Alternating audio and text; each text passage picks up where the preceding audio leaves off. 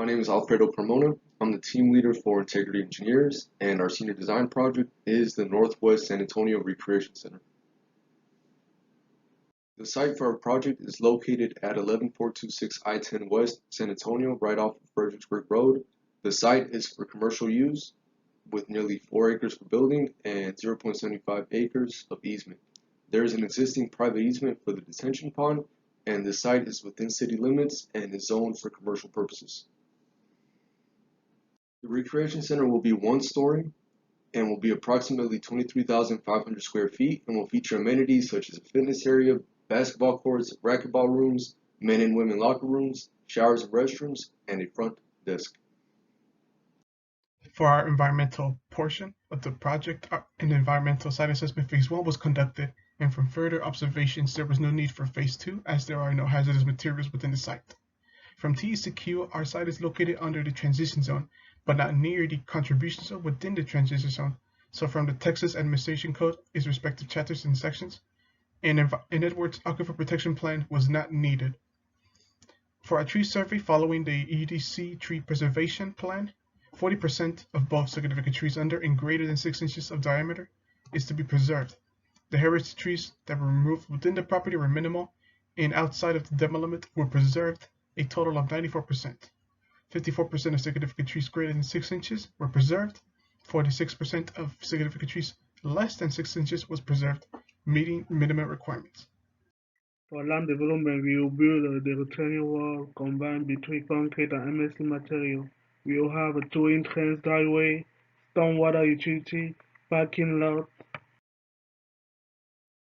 For the soil grading, we will have a 986 feet at high elevation on west side and 978 from low elevation right on existing detention pond. We will have a 984 feet from grade surrender the bridging, so cut and fill will be used. On site, we done 6 boring lock, mostly concentrate on bridging footprint, where is the maximum loading.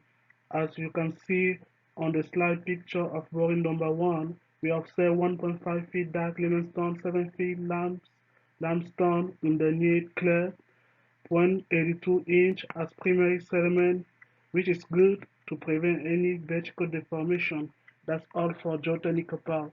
Thank you.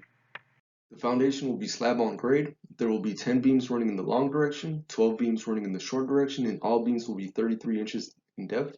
As for reinforcement, the beams in the long direction will have 2 number 5 bars at the top and bottom, and the beams in the short direction will have 2 number 6 bars at the top and bottom, and number 3 stirrups will be spaced at 12 inches. Our largest load combination case turned out to be 86 PSF. The largest wind load we calculated was 787 PLF acting on the X bracing. For the beams we are using a steel joist, and for the girders and columns we are using W-shaped beams. For the joists and girder we have 2 different types which are interior and exterior. We have 3 different columns which are interior, corner and edge column. For the X bracing we are using HSS. For both grading and structural purposes, we have a concrete retaining wall to hold the earth at west side of the property. Each side of the property, we have MSE wall that focuses on just grading. The MSE wall supports the footing above 4 feet height and 1 foot depth into the ground. In our site, there is a private easement that houses an existing detention pond that services the Hampton Inn Hotel, and will be servicing the R development as well. And it will have a total of 3 provided outlet structures: a sloped concrete pipe with a 36-inch diameter, a concrete sloped outfall 15 feet wide for critical flow, a concrete riser with a 36-inch diameter PVC and a 24-inch diameter orifice. And in total, our max water surface elevation of the existing pond for ultimate development for the 100-year, 974.59, 25-year, 973.57, and the 5-year is 972.50.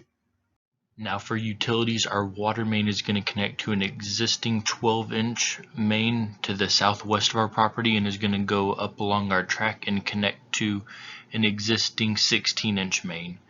From there, we'll have laterals to connect to our building and our fire hydrant that we'll have on site. The reason why we're doing this longer main is to create redundancy, and if there's any water issues on one side, we will still be getting sourced with water from another side. The pressure zone that we are in is in 1170, and this will be having us experience pressure between 75 and 87 psi's, and will also make us need a PRV to reduce the pressure. For the sewer, we decided to connect to the existing line northeast of the building. The sewer connection to the southwest is at the same elevation as the finished floor of the rec center, so that is not a viable option.